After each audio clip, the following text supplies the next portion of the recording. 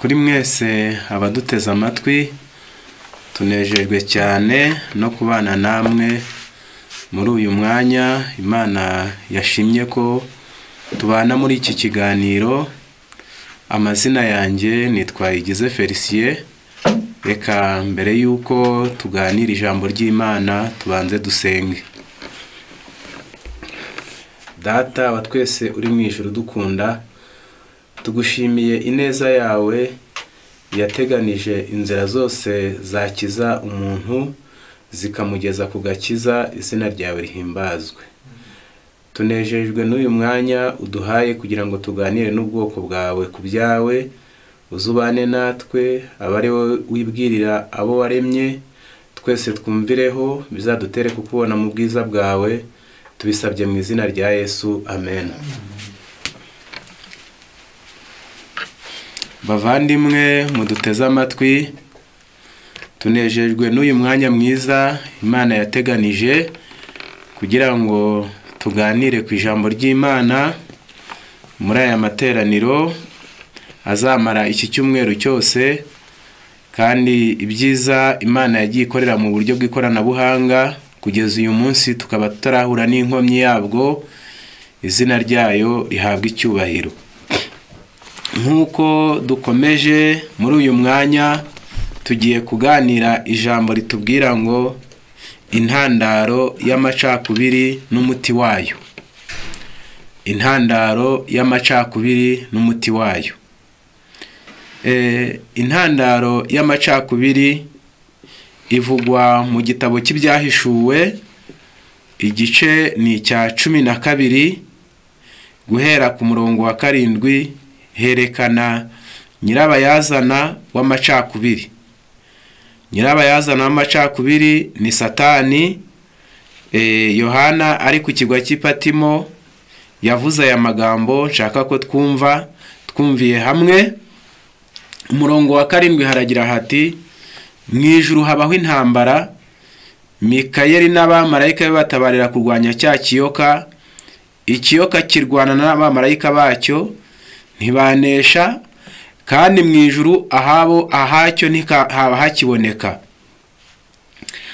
Cya kiyoka kinini kiracibwa, aricyo ya nzoka ya kera yitwa umwanzi na Satani, aricyo kiyobya abari mu isi. Nuko kijugunywa mu isi, abamarayika bacyo bajugunyanwa nacyo. Numva ijwi rirenga rivugira mu ijuru riti: noneho agakiza karasohoye, gasohoranye n'ubushobozi n'ubwami bw'Imana yacu n'ubutware bwa Kristo wayo, kuko umurezi wa bene data ajugunywe hasi, wahoraga abarega ku manywa na nijoro imbere y'Imana yacu.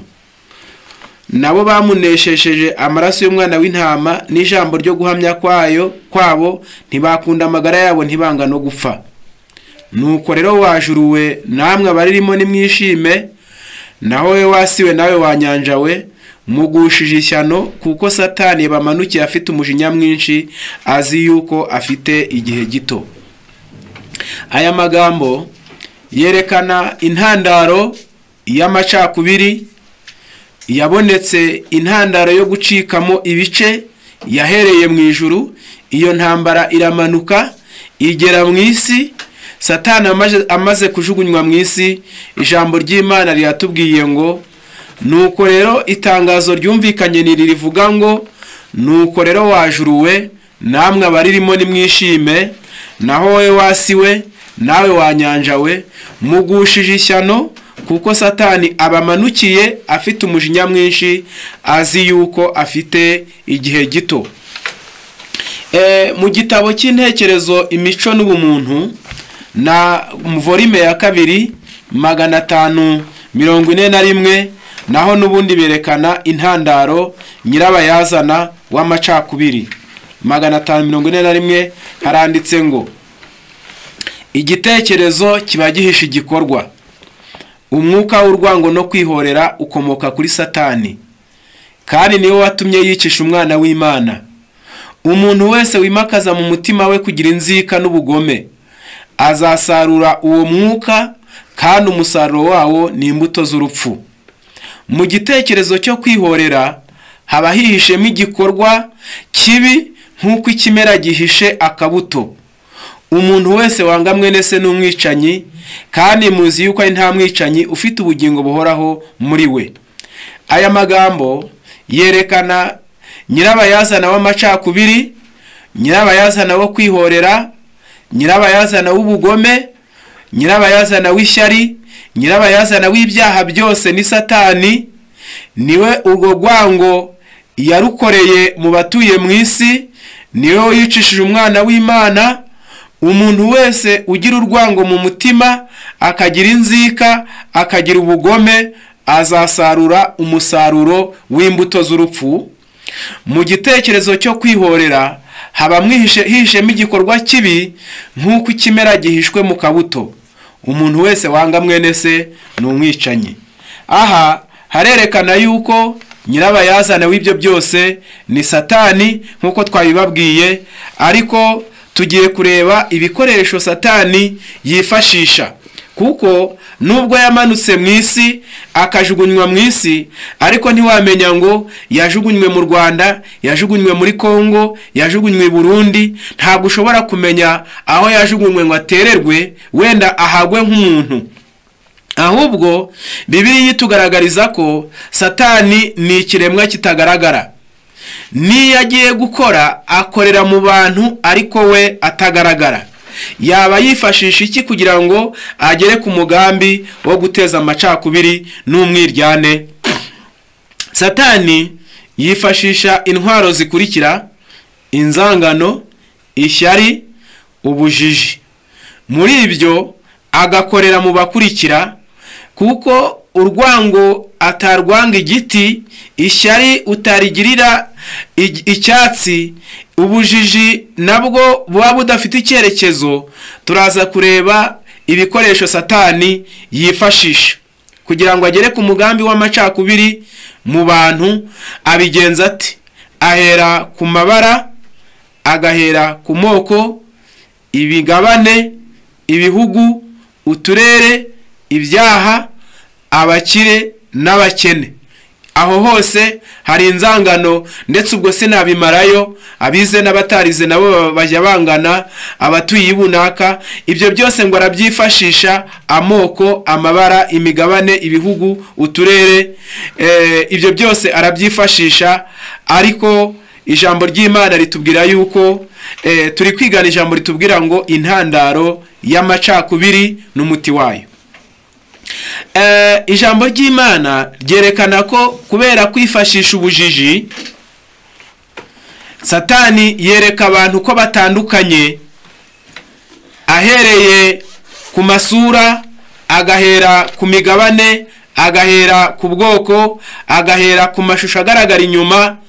Ariko ijambo ry'Imana rirabihakana, rikerekana yuko burya twese turi umwe, usibye Satani wifashishije icyo gikorwa kugira ngo agere ku mugambi w'ibyo yifuza, nuko abantu bakabijyamo ariko mu by'ukuri batazi neza intandaro yabyo, bagahinduka ibikoresho by'umwanzi. Mu gitabo cy'ibyakozwe n'intumwa, igice ni icya 17, umurongo ni wa 25, haranditse ngo: kandi yaremye amahanga yose y'abantu bakomoka ku muntu umwe, ibakwiza mu isi yose. Ni nayo yashyizeho ibihe by'imyaka ko bikuranwa uko yategetse, igabaniriza abantu ingabano z'aho batuye.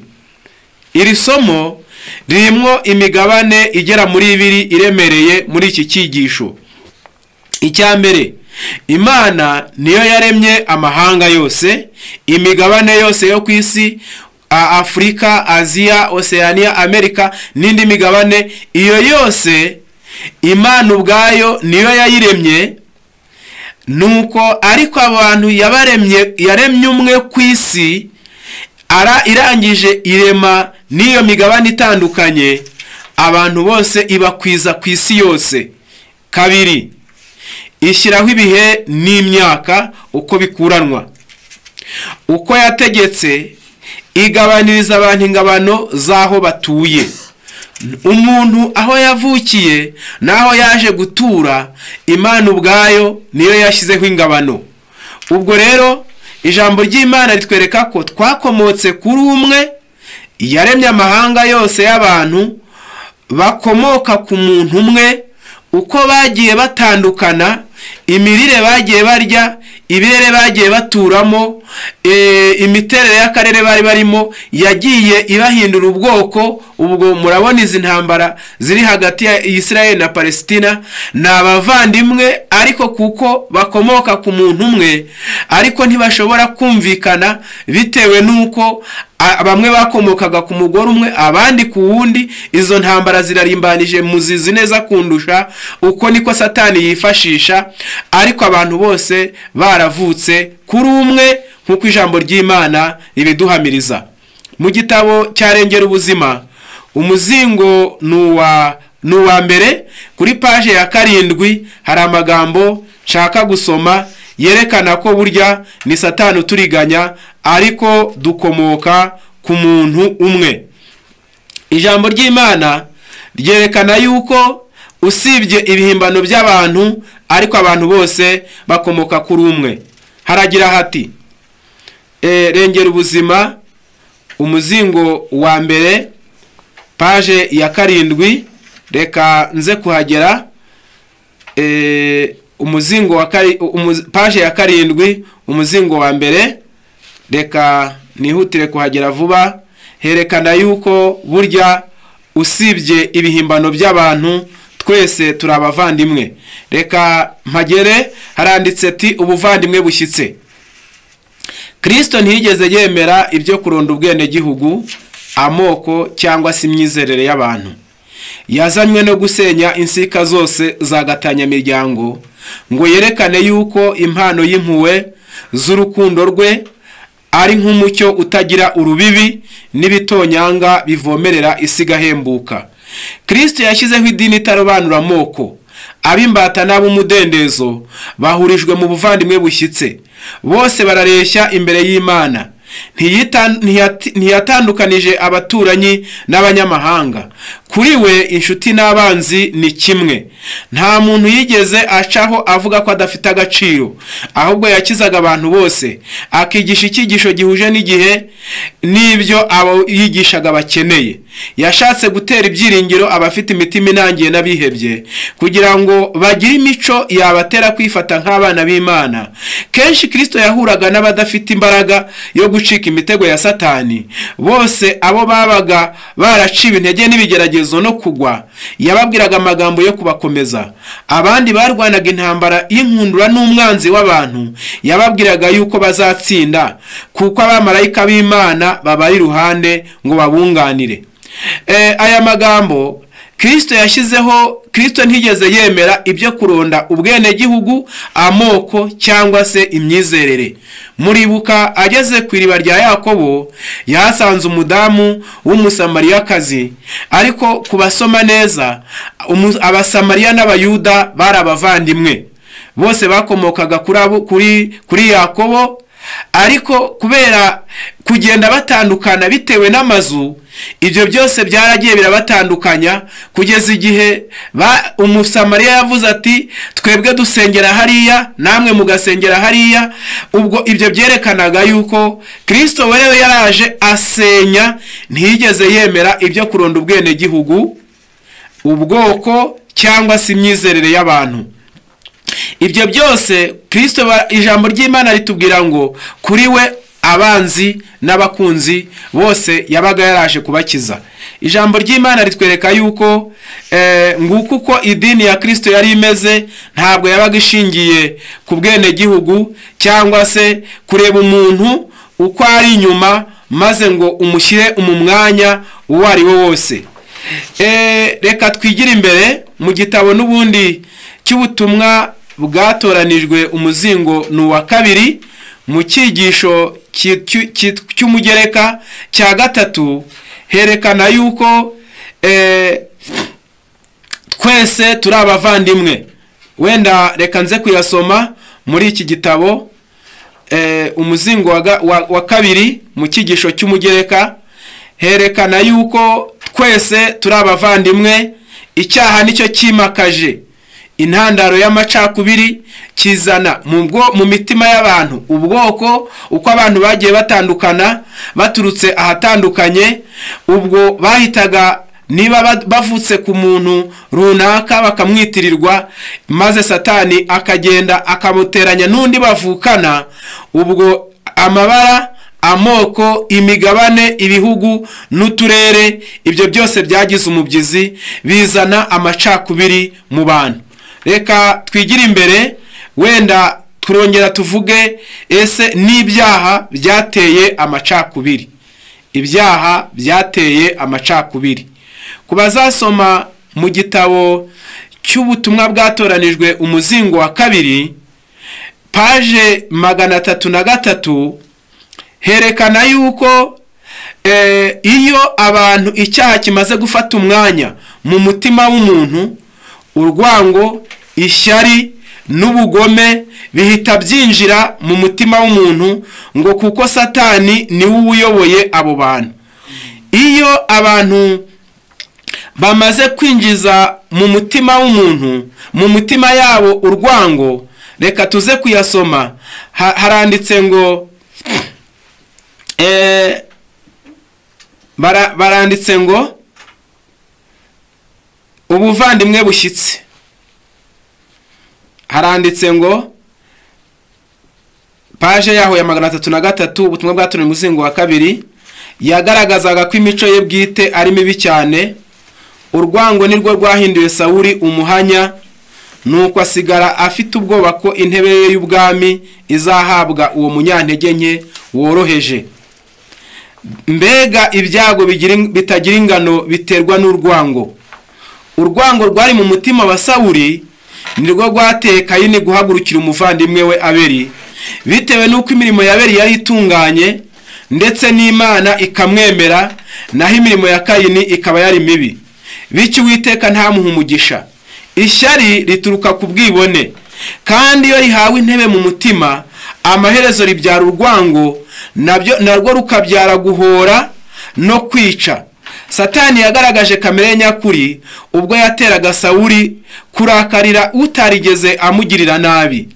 Aya magambo arerekana yuko iyo umuntu aramutse agize urwango mu mutima, umuntu ajya yangana na mugenzi we, akangana n'umuvandimwe we. Ubwo iyo icyaha kimaze kuguhuma, kuri paje 73 y'agatabo kitwa Akiri Inararibonye, baranditse ngo iyo wanzuye ko waguhemukiye abitewe nuko mudahuje ubwoko, menya ko umuhemu atabiterwa n'ubwoko, kuko Kayini yishe mwene nyina amoko atarabaho. Bene Yakobo bagiye Yosefu mwene Sinabi nyinshi, ari bene wabo, ari bene umugabo umwe. Esawu na Yakobo mwene nyina banganye urunuka. Abimeleki mwene Gidiyoni yishe bene se 70 basangiye se. Atariya na nyina Ahaziya yikoze mu nda atsemba abuzukuru be bose. Abusalomo yica Munoni, Salomo yishe Adoniya. Aba bose bahemukiranye ibi bikomeye, ari abavandimwe, ntibapfuye ubwoko. Umugome ntago marimwe. Ibi bigutere kutagira uwo ushyigikira mu migambi yo mibi, nubwo waba umwita uwo mu banyu, kuko narangiza abo yanga azagukurikizaho, kuko guhemuka niyo mpano ye mbi yagabanye kwa Satani. Bavandimwe, ubwo nahise mfatiraho no kubujiji.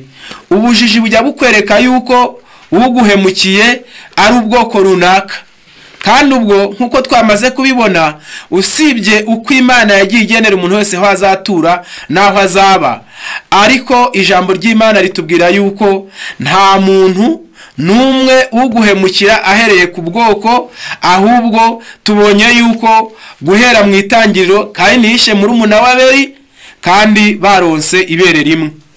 Bene Yakobo bagiriye Yosefu mwene se nabi, inabi nyinshi, kandi bavuka ku mugabo umwe. Esawu na Yakobo mwene nyina banganye urunuka, barahigana hafi no kwicana. ibyo birakwereka yuko ibintu by'inzangano mu mitima y'abantu, ibintu by'amacakubiri ntabwo biba bishingiye, usibye icyaha kiduhumisha ubwenge, ngo Satani iyo amaze gushyira mu bantu ishyari n'urwango, ngo kubera ko aba ari we uyobora, ngo igihe icyaha kimaze kwimikwa mu mutima w'umuntu, ijambo ry'Imana ritubwira yuko nuko icyaha gihita kizamuka kigatera ishyari, kigatera inzangano, ngo kuko umwanzi niwe uyoboye imitima muri uwo mwanya. Rero icyaha gituma ngo ubwoko bw'Imana iyo butabaye maso nabwo bushobora kwanduzwa n'umwuka w'urwango n'amacakubiri. Reka twigire hepfo gato tujye ku ntambwe y'abakire n'abakene. Abakire n'abakene nabo iyo batabaye maso bagwa mu kaga gakomeye cyane, ndetse karenze. Uzasoma igitabo cyitwa Abakurambere n'Abahanuzi, herekana yuko igihe mbere yuko abantu, Imana yateganije yuko igihe abantu bazaba bamaze kwakira ukuri, bazasobanukirwa neza agaciro k'umukene, ngo umukene azamenya agaciro k'umukire, n'umukire azamenya agaciro k'umukene. Ibyo bisobanuye bite? Umukire ngo umukene ntabwo akenera umukire kuruta uko umukire akenera umukene, n'umukene nawe ajya akenera umukire kuko bose ari magirirane. Ndabaha urugero, uwafata umujyi uwo ari wo wose runaka, yarangiza agakuramo abakene agasigamwa abakire, ntabwo bawumaramo kabiri. Ibyo birerekana yuko igihe cyose Imana yateganije yuko abantu bashobora kugirirana, ariko Satani agiye atera amacakubiri, akazanwa n'aya magambo ngiye kubabwira. Uwo nkurikirana ushobora kuba wumva hariho ijambo rivuga ngo abakire si abantu. Iryo ni ijambo abakene aho bari bateraniye, kuko n'abari ubundi bwoko.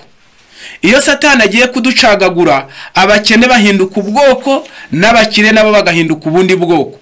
Umukene yanga umukire, kandi ubwo kugira ngo uwo mukene abeho nuko ajya hari abategera akazi, yarangiza yahagera agategereza umukire ko ari buze kumuha akazi. Iyo amuhembye niho ashobora kubona ibyo kurya.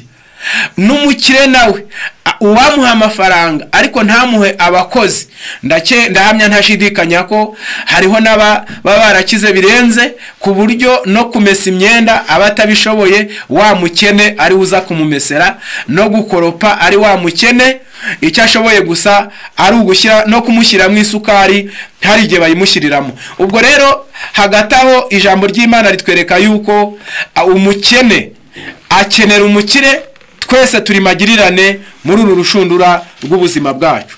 Noneho reka twihutire mu miryango naho habamwe amacakubiri.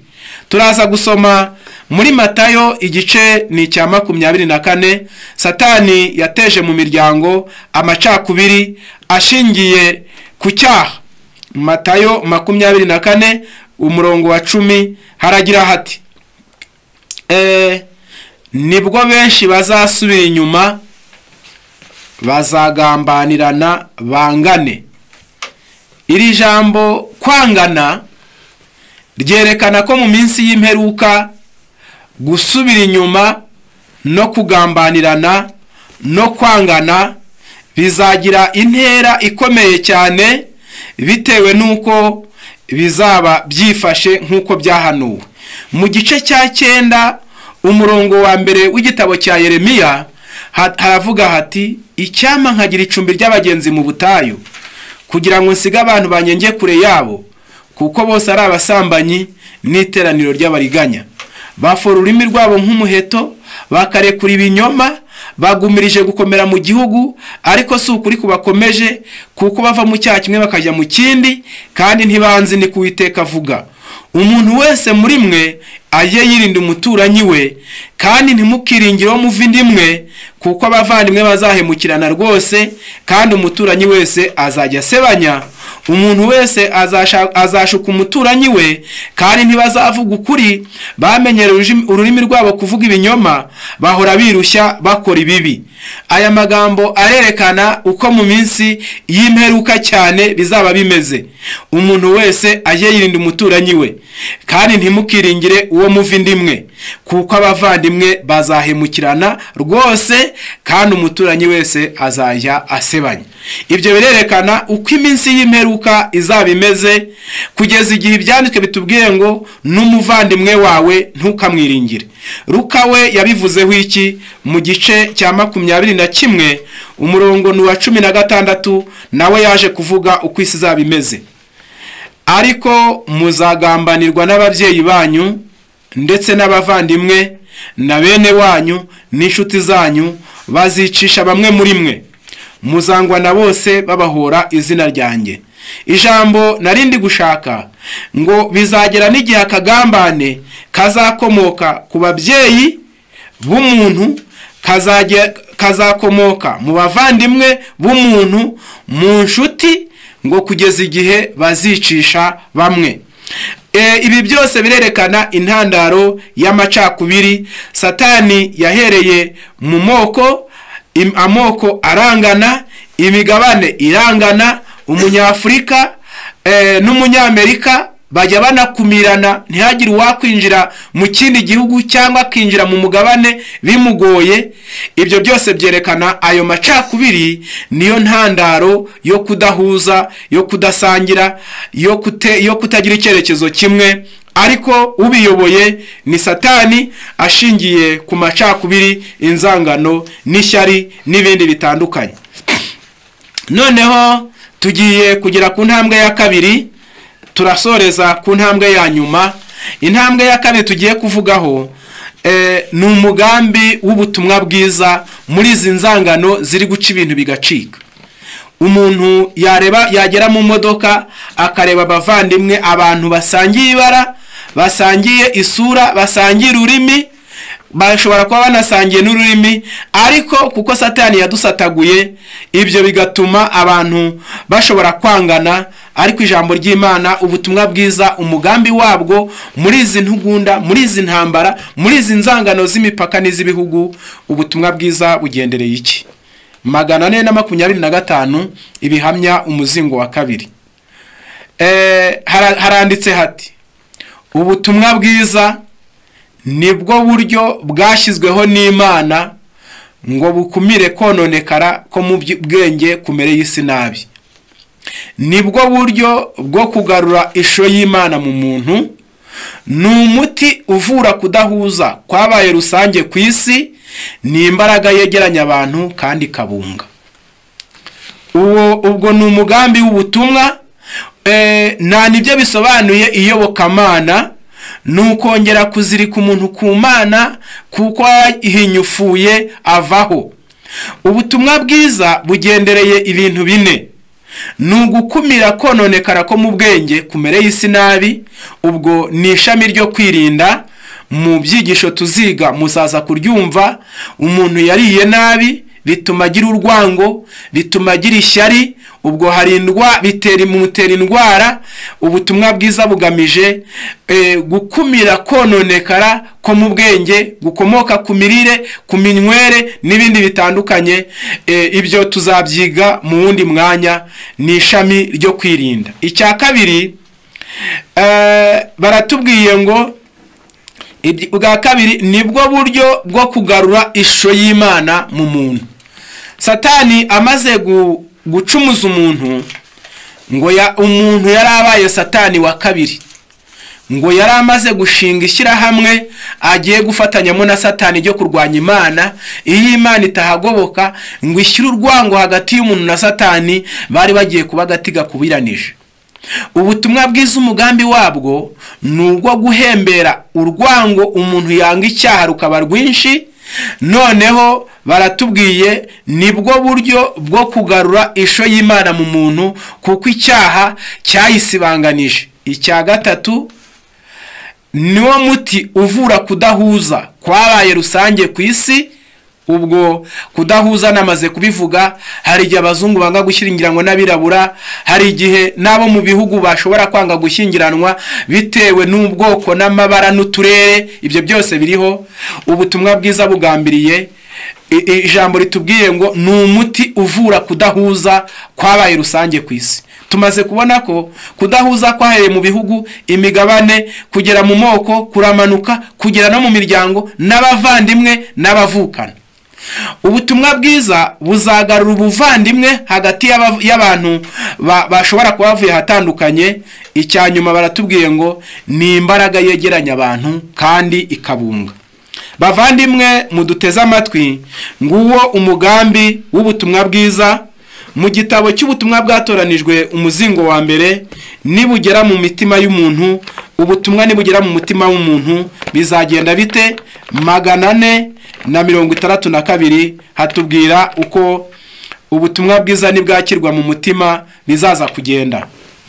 Haranditse ngo mwitegereze umusaraba w'i Karuvari, ni ubuhamya buhoraho bw'urukundo rutagira umupaka, ubuhamya bw'imbabazi nyinshi za Data wa twese wo mu ijuru. Iyaba buri wese yarihannye gusa agakora imirimo ye ya mbere, iyaba abizera b'amatorero yacu bakoreraga batyo bagaragaza ko bakunda Imana kuruta byose na bagenzi babo nk'uko bikunda, Efurayimu ntazagirira ishyari Yuda, kandi Yuda nawe ntazagira nabi Efurayimu. Amacakubiri azashira, nta rusaku rw'amakimbirane ruzongera kumvikana mu Isirayeli. Aya magambo araremereye cyane. Buri wese yihannye by'ukuri. Abizera b'amatorero yacu baratubwiye ngo bakunda Imana kuruta byose, bagakunda na bagenzi babo nk'uko bikunda. Efurayimu ntazagirira ishyari, Yuda nawe ntazagirira nabi Efurayimu. Amacakubiri azashira, nta rusaku rw'amakimbirane ruzongera kumvikana mu Isirayeli. Burya kugira ngo abantu bashobore guhuza bizakomoka mu kwihana. Buri wese niyihana ngo akegera Yesu, mu gitabo cyitwa Urugo rwa Gikristo paje 170 hatubwira yuko abantu nibamara kwegera Kristo bizagenda biti. 170 haragira hati ibanga ry'ubumwe. Kuba kure ya Kristo nibyo bitera amacakubiri no kutumvikana mu miryango no mu itorero. Kwegera Kristo bitubashira kwegerana n'abandi.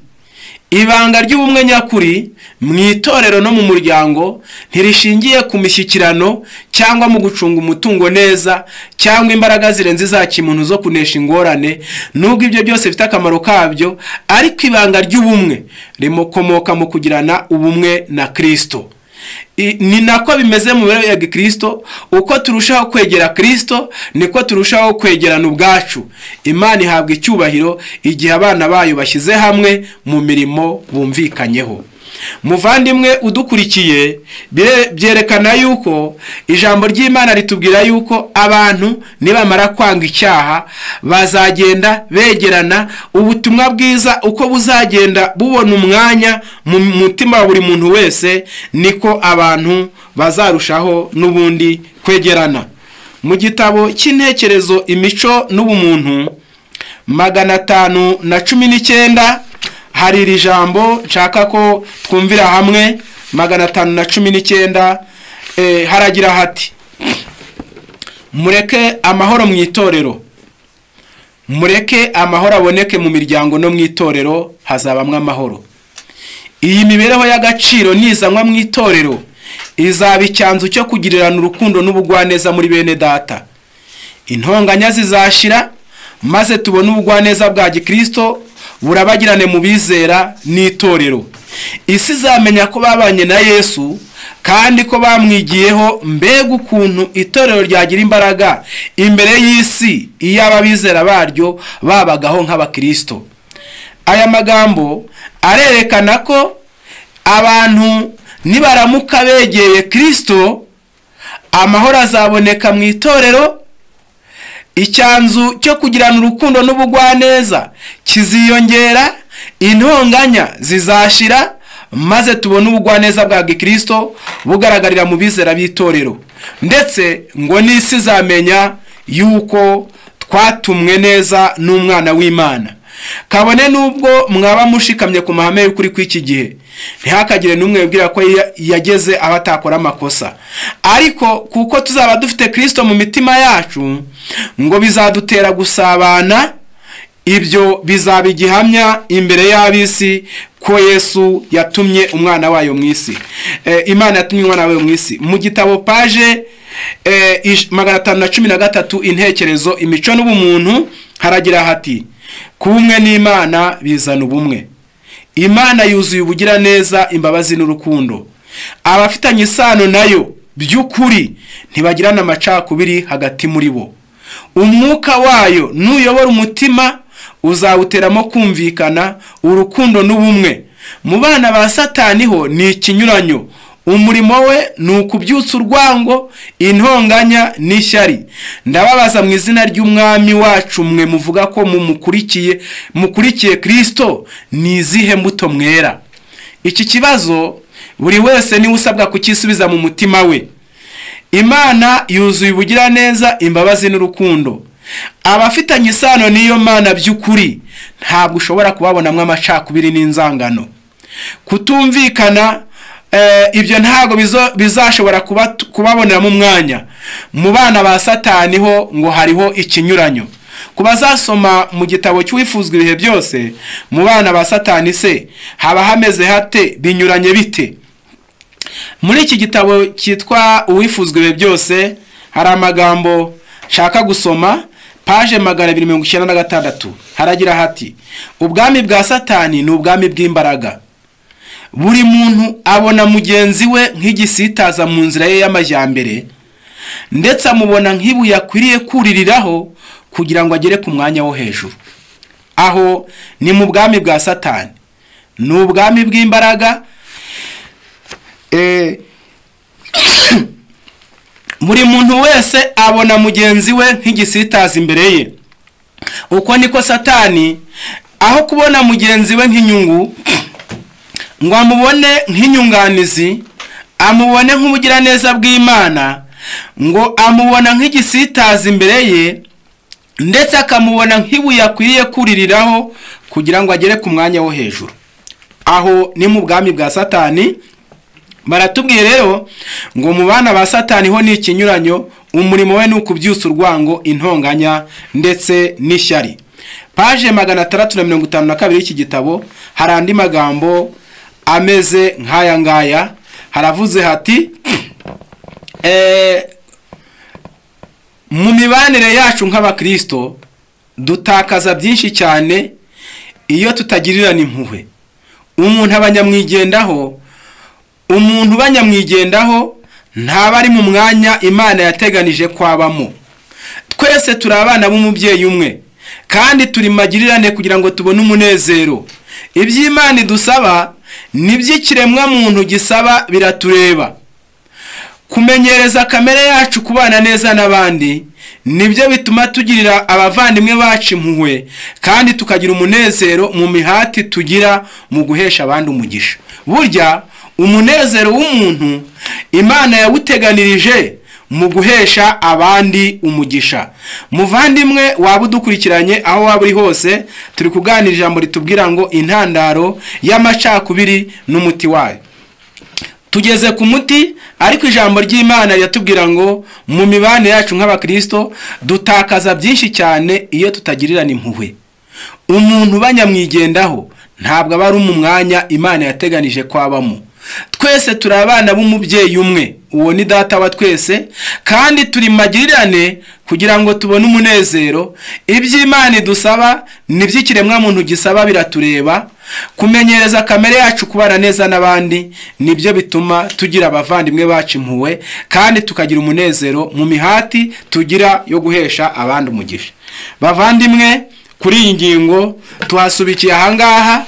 Nguwo umuti w'amacakubiri, nuko abantu bazihana, kandi umugambi w'ubutumwa bwiza nuwo kunga abantu, ukabahuza, ukabakuramo amacakubiri, ukabakuramo inzangano. izi nzangano zigira ingaruka haba muri sosiyete, haba ndetse no mu bantu batandukanye. Niyo ngingo tugiye gusorezaho kugira ngo umuntu abyange abizi neza. Satani 521 y'igitabo cy'intekerezo, imico n'ubumuntu hatubwira uko Satani abigenza. 521 neretswe ko abamarayika babi bari mu ishusho y'abizera bazakorera mu mirongo yacu kugira ngo binjize mu mwuka ukomeye wo kutizera, ariko ibyo ntibikabaca intege, ahubwo mukorane na Kristo mu ntambara yo kurwanya imbaraga z'abakozi ba Satani. Izo mbaraga z'ikibi zizacengera mu materaniro yacu, atari ukugira ngo zihabwe umugisha, ahubwo ari ukugira ngo zikome mu nkokora imbaraga y'umwuka w'Imana. Ntimukaziteho, ahubwo mwibutse amasezerano atangaje y'Imana, ariyo yego kandi bibe bityo muri Kristo Yesu. Ntitugomba kuvugana rimwe amagambo abantu bavuga batiza umurindi umurimo w'abamarayika babi, ahubwo tugomba gusubiramo amagambo ya Kristo. Satani ngo azinjira mu itorero anyuriye mu bantu babizera bakorera mu mirongo yacu, ariko ari abakozi ba Satani. Muzabisoma no mu bihamya umuzingo wa 2 ngo iyo Satani, iyo Yesu ari kuzana abinjira mu butumwa bwiza, na Satani ngo ashyiramo abakozi be bakaba bahanga mu guhisha ingeso zabo. Hano baratubwiye ngo ahubwo mukorane na Kristo, ariko ntibikabaca intege, ahubwo mukorane na Kristo mu ntambara yo kurwanya imbaraga z'abakozi ba Satani.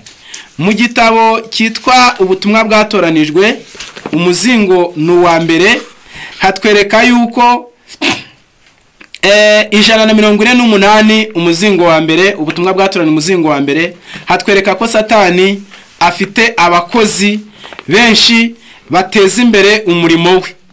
Haranditse hati: mbega uburyo ibihe byinshi abakristo bo kwizina bakingurira umuryango umwanzi w'imitima kubwo kutitegeka. Ibice no kudahuza gushaririye bidukoza isoni mu rugaga rw'abisi, kenshi bituruka mu matorero yacu, kandi ibyo bizanwa nuko nta mbaraga na nke dukoresha mu gucubya ibyumviro bibi no kwirinda ijambo ryose Satani yaheraho. Iyo ibyumviro by'urwango bigaragaye, icyo gikorwa kigera kuri Satani, maze akaba abonye umwanya wo kuzaho umuntu ari ngo amuriganye nka ya nzoka, ngo akoreshe n'ubushobozi n'ubwenge ngo ace ibice mu itorero anaririmbure. Kudahuza kose kuzana igihombo kinini. Inshuti z'impande ebyiri ziva ku ruhande ruzinejeje zijya ku ruhande ruzinejeje, maze icyo kikaguka. Inzu yigabanije ubwayo ntigumaho. Kwikomana no kunengana gushaririye biriyongera. Satani n'abamarayika bakorana umwete kugira ngo imbuto yabibwe yere umusaruro mwinshi. Abisi barabyitegereza maze bakabakwena bati: nimurebe uko abakristo bangana ubwabo, nibi yariyo dini bavuga ntituzayijyamo, maze bakishimira mu bupagani bwabo, bakihagararaho bacyo mu kutihana kwabo. Satani akabishima hejuru. Umushukanyi mukuru yateguye imitego ye kuri buri muntu wese utagira intwaro yo kurwanya ibigeragezo, kandi utarinzwe n'amasengesho ahoraho no kwizera kuzima. Nk'abagabura ba Kristo tugomba guhora dukura mu nzira amabuye asitaza, tugomba gukura inkomyi zose. Nimureke twature kandi tureke buri cyaha, dutegura inzira y'Uwiteka kugira ngo aze mu materaniro yacu aduhe ubuntu busaze. Isi, umubiri na Satani bigomba kuneshwa. Aya magambo arababaje kandi ateye agahinda. Ijambo ry'Imana ritweretse yuko Satani niwuza mu itorero akazana amacakubiri. Iyo ibyiyumviro by'urwango bigaragaye kuri umwe, ijambo ry'Imana riratubwiye ngo Satani ibyo byiyumviro arabyifashisha, yarangiza icyo gikorwa kigera kuri we, akaba abonye umwanya wo kuzaho umuntu wese ari ngo amutegurire umwanya wo guhagararamo, nuko buri wese ngo akayoboka uruhande rumunejeje. Kudahuza kose kuzana igihombo kinini. inshuti z'impande zombi, buri ruhande ngo rugira aho ruherera. Nuko ab'isi barabyitegereza maze bakabakwena bati, nimurebe uko abakristo bangana ubwabo, niba iyo ariyo dini bavuga ntituzayijyamo, maze bakishimira mu bupagani bwabo, bakihagararaho batyo mu kutihana kwabo, Satani akabishima hejuru. Bavandimwe, nguwo umugambi wa Satani, nuko mu itorero namara kurigeramo ngo azatera ibi bintu bikurikira. Satani n'ababonye mwakanya muri iki gitabo kuri page yaho ya 20, amabuye yo gutarukiraho, ngo azaba abonye ibikoresho byiza. Haranditse hati, ni amagambo yavuye mu bifuzo byose y'Icyongereza 32. Haranditse ngo, ukuri niko kubyara amahoro ya Kristo, ayo mahoro ahamanya n'Imana. Ab'isi ni abanzi b'amategeko y'Imana, kandi abanyabyaha bakaba abanzi b'umuremyi wabo. Bityo rero ingaruka nuko nabo ubwabo bangana. Ariko umunyezaburi yaravuze ati, abakunda amategeko yawe bagira amahoro menshi, nta kigusha bafite. Abantu ntibashobora gutanga amahoro. Imigambi y'abantu ifite intego yo kuboneza no gushyirwa hejuru na rubanda cyangwa abakomeye ntishobora kuzana amahoro, kuko ntigera ku mitima. Ubuntu bwa Kristo bwonyine nibwo bushobora kurema no kwimakaza amahoro nyakuri. Igihe ubwo buntu bushinze imizi mu mutima, bwirukanamo ibitekerezo bibi bitera intambara n'amacakubiri. Iyo ukuri kwinjiye mu mutima, twamaze kubona yuko ishyari rirashira, buri wese agakunda mugenzi we nk'uko yikunda. Baratubwiye ngo Efurayimu ntazagirire ishyari Yuda, na Yuda nawe ntazagirire ishyari Efurayimu, amacakubiri azashyira mu Isirayeli. Ab'isi n'abanzi b'amategeko y'Imana, kandi abanyabyaha bakaba abanzi b'umuremyi wabo, bityo nabo bisoza banganye. Ibizamara amacakubiri mu bantu nuko ubutumwa bwiza buzagera mu mitima, bukimakazwamo. Isomo ryo muri Zaburi 119 umurongo w'135 ahavuga ngo, abakunda amategeko yawe bagira amahoro menshi, nta kigusha bafite, rizasohorezwa abazaba barimakaje Imana mu mitima yabo. Hano baratubwiye ngo abantu ntibashobora gutanga amahoro. Imigambi y'abantu ifite intego yo kuboneza no gushyira hejuru rubanda cyangwa abakomeye ntishobora kuzana amahoro, kuko ntigera ku mitima. Ubuntu bwa Kristo bwonyine nibwo bushobora kurema no kwimakaza amahoro nyakuri. Igihe ubwo buntu bushinze imizi mu mitima y'abantu, bwirukanamo ibitekerezo bibi n'amacakubiri. Mu bihamya umuzingo wa mbere wa kabiri herekana nanone yuko abakristo bagomba guhuriza mu bumwe, kuko nibwo buzatuma dushobora kugira imbaraga, nk'uko tugiye kubisoma page 87. Haragira hati, ariko bene data ndabinginga mu izina ry'umwami wacu Yesu Kristo, kugira ngo mwese muvuge kimwe, kandi he kugira ibice biremwa muri mwe, ahubwo muhurize hamwe rwose, muhuje imitima n'inama. Ubumwe butera imbaraga, ibice bitera intege nke. Iyo abizera ukuri kw'iki gihe bahuje, bakora ibikomeye. Ibyo Satani bisobanukiwe neza. Ntajya ahindura ukuri mfabusa, nk'igihe yashyize mu bwoko bw'Imana amacakubiri no gusharira. Ubumwe n'urukundo nibibeho mu bigishwa be. Uwo ni wo muhigo Umukiza yabwiye abigishwa be mu isengesho riheruka mbere y'uko abambwa.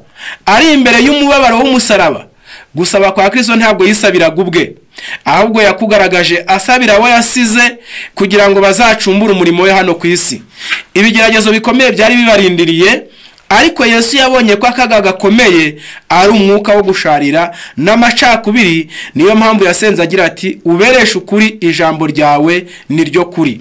Bavandimwe, mwari mudukurikiranye, nguwo umugambi w'ubutumwa bwiza, bugendereye kugira ngo ubumwe bwiyongere, abantu nibakira Kristo mu mitima yabo, ubuntu bw'Imana bugakorera muri bo, amacakubiri azashira mu isi yose. Nta nubwo azashira mu migabane, ahubwo abantu bazasobanukirwa ko burya bose ari abavandimwe. Niko ijambo ry'Imana ritubwiye, kandi ubwo bumwe kuko Satani busobanukiwe, akaba asobanukiwe n'ubwiza bw'ubwo bumwe. Hano baratubwiye ngo ubumwe butera imbaraga, ariko amacakubiri atera intege nke. Bityo Satani asobanukiwe neza yuko naramuka ateye abizera amacakubiri, ngo imbaraga zabo zose azaba azishenjaguye, azaba ageze ku musozo no ku mugambi w'ibyo yifuza. Muvandimwe warudukurikiye, imbere y'umusaraba Yesu awuriho, ngo yirinze kwisabira nubwo yaragiye guterwa imishumari, agiye gukubitwa ibiboko, ngo ahubwo yatekereje cyane, arenza amaso umusaraba, arenza amaso ubugome aragirirwa, nuko asoza avuga ati, data babumwe nkuko nanjye nawe turi umwe, ubereshe ukuri, ijambo ryawe niryo kuri. Reka rero muri uyu mwanya Imana y'amahoro, umuti w'amacakubiri nuko abantu bazakira ubutumwa bwiza. Ubutumwa bwiza nibugera mu mitima yabo, amacakubiri azashira, abantu batarakira ubutumwa bwiza bazamarana. Reka muri uyu mwanya tububararikire, Imana ibuduhere ubuntu mu izina rya Yesu.